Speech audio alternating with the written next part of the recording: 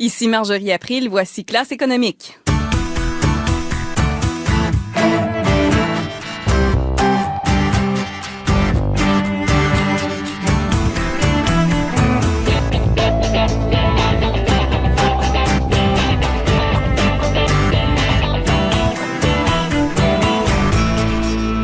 C'est sous une pluie diluvienne qu'on vous présente l'émission de ce soir à partir de Montréal et une histoire à succès finalement de covoiturage dans une entreprise au nord de Montréal. Une semaine dans ma voiture, une semaine dans la tienne plutôt qu'un plus grand stationnement et ça fonctionne. On y revient plus tard, vous allez voir, c'est inspirant. Les embouteillages, le prix de l'essence, les routes en réparation, ce sont certainement des inconvénients que vous connaissez en tant qu'automobiliste. Parmi les solutions qu'on tente d'apporter pour rendre le transport plus efficace, le rendre plus agréable aussi, on trouve bien sûr le covoiturage. C'est une méthode simple, une méthode efficace, mais qui aurait pu croire que le covoiturage pourrait aussi servir de levier de développement économique? Eh bien, sur la Rive-Nord, on y croit à tout le moins et Vincent Champagne de l'équipe Radio-Canada Rive-Nord est avec nous pour en parler. Vincent, si on y croit tant que ça sur la Rive-Nord, c'est parce qu'on a déjà une histoire à succès là-bas. Tout à fait, Marjorie. L'histoire commence il y a environ un an, au printemps 2011. Les affaires allaient très bien à l'usine de Paccar à Sainte-Thérèse. Paccar produit des camions, des gros camions. Le carnet de commandes était rempli. Il fallait embaucher des employés, donc c'est une excellente nouvelle. Mais, problème, le stationnement de l'usine était rempli, était bondé. Il y avait 782 places. On voulait se rendre à plus de 1000 employés. Il fallait trouver une solution. Soit qu'on agrandit le stationnement ou qu'on trouve une autre solution. L'autre solution que Paccar l'a trouvée, ça a été de contacter une entreprise à vocation sociale qui a pignon sur rue à Sainte-Thérèse et qui s'appelle le réseau de covoiturage. Les responsables du réseau ont créé un programme sur mesure pour les employés de Paccar et ce programme-là de covoiturage a des incitatifs.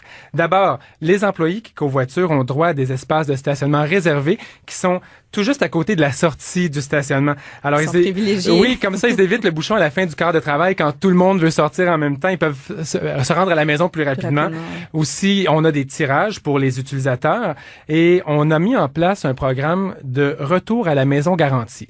C'est-à-dire que si la personne le conducteur principal doit retourner à la maison pour une urgence familiale, quelque autre urgence, les autres covoitureurs vont pouvoir utiliser un taxi aux frais de l'entreprise. Et tout ça, ça fonctionne? En effet, oui, ça fonctionne. Aujourd'hui, c'est un peu plus du quart des employés de Paccar qui font du covoiturage de l'usine, Shakib Toubal-Seguir, qui se dit très satisfait. C'est bénéfique pour les employés, c'est bénéfique pour nous et on s'assure de bien gérer et d'encourager les employés à participer. Ça fonctionne très bien. On est mai 2012 et on a plus de monde qu'on n'a jamais eu qui participe au programme. On regarde aussi pour encourager les employés à venir aussi en vélo, dans d'autres moyens, comment reconnaître les gens qui viennent en vélo.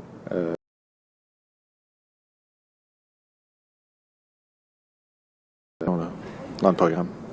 Alors, le vélo, ça, c'est une prochaine étape. En attendant, on peut déjà chiffrer les économies réalisées par le covoiturage.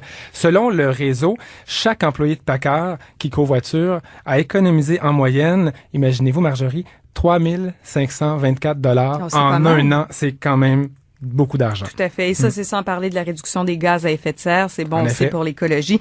Une histoire à succès, donc, et qui en inspire d'autres, on dirait, parce que ce matin, vous êtes allé au lancement d'un programme de covoiturage pour toute la région de la MRC Thérèse de Blainville. Exactement. C'est un programme qui est l'initiative de la Société de développement économique Thérèse de Blainville, la SODET. Et l'idée, c'est de promouvoir le covoiturage auprès des entreprises de la région. On veut répondre à plusieurs problèmes. La congestion routière, ce n'est pas le moindre, mais ce n'est pas tout. Je vous laisse entendre Charles Leborgne, c'est le directeur général de la SODET. Sur notre territoire, dans les Basses-Laurentides, de moins en moins, on a de moins en moins de terrains industriels disponibles pour accueillir les entreprises. Les entreprises, pour pouvoir s'agrandir, ont besoin d'espace. Et parmi ces espaces-là, il y a le stationnement. Alors, si les entreprises, comme une entreprise comme Paccar, qui a 1000 employés, s'il y en a 250 qui l'utilisent, c'est 250 cases de stationnement en moins. C'est ainsi qu'on contribue, par exemple, à la diminution de l'effet de serre, mais aussi à l'utilisation maximum des terrains industriels qui nous restent, s'il nous en reste. Monsieur Lebong pense également qu'un bon programme de covoiturage pourrait attirer des entreprises dans la région. Ah, ça, c'est intéressant. Et comment ça va fonctionner, ce programme, concrètement? Alors, le réseau de covoiturage va fournir sa plateforme web, ses services conseils, ses trousses d'informations. Ils vont faire beaucoup de promotions. On espère qu'à l'instar de Packard, d'autres entreprises vont se lancer dans le covoiturage. Le projet est doté d'une enveloppe de 80 000 $. La moitié provient du ministère du Développement économique, de l'innovation et de l'exportation du Québec. Et on peut consulter le site web à l'adresse www.rive-nord.covoiturage.ca. Et donc, on aura plus d'informations, j'imagine, sur ce site. Les gens peuvent consulter les offres. Il faut dire que si vous habitez pas sur la Rive-Nord, vous pouvez également aller tout simplement au www.covoiturage.ca. Et c'est important de le dire, c'est un service qui est gratuit pour les usagers, du moins. Vincent Champagne, merci.